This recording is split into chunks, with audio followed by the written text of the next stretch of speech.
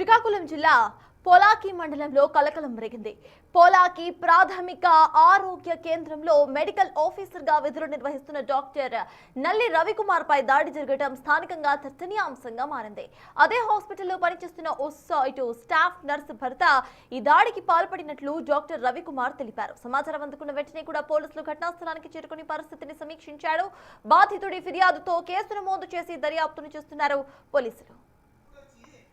బట్టలు చింపి కొడితే ఇంకెవడండి ఒక రక్షణ ఏంటండి చెప్తున్నా ఒక రిపోర్టర్గా చెప్తే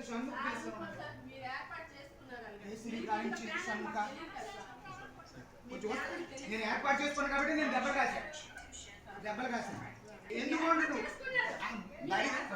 బరి తెగించి ఒక ఆయన మొగుడు వచ్చి నన్ను ఇలా బట్టలు చింపి కొడితే ఇంకెవడండి ఒక రక్షణ ఏంటండి చెప్తున్నా ఒక రిపోర్టర్గా చెప్తే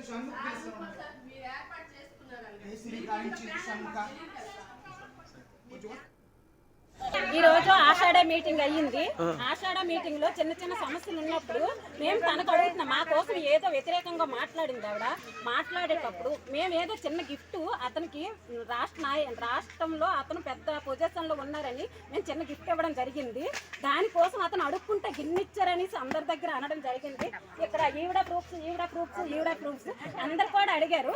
అడిగేటప్పుడు నేను అడిగాను, ఏదైనా మా అభిప్రాయంగా మా గౌరవంగా మేము ఇచ్చుకుంటాము అని మొక్కకి అదే మాట నేను అన్నాను. ఆ మాటకి నువ్వెవరు అడిగిన దాను అనేసి అని అన్నారు. మీరెవరక్క మా విషయాలు మీరు జోక్యం చేసుకోవడానికి అయితే లేదు. మనము ఏదో ఒకటి చూసుకోవాలి, కానీ అతనికి మీరు అనవలసిన అవసరం అయితే లేదు. మా ఇష్ట ప్రకారంగా మేము ఇచ్చామనేసి నేను అంటే ఆయన 5 తీసుకొని వచ్చి అతను పాపం డ్యూటీలో అతను చైర్ మీద అతను ఉన్నారు.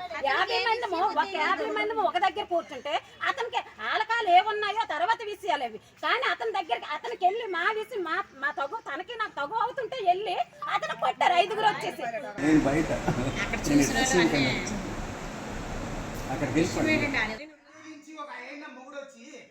బట్టలు చింపి కొడితే ఇంకెవడండి ఒక రక్షణ ఏంటండి చెప్తున్నా ఒక రిపోర్టర్గా చెప్తే నేను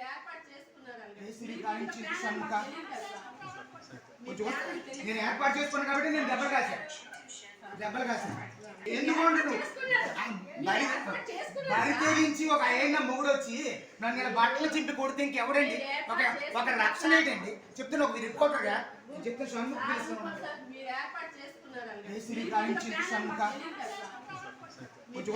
నేను ఏర్పాటు చేసుకున్నాను కాబట్టి నేను దెబ్బలు కాశాను ఎందుకు బరి తెగించి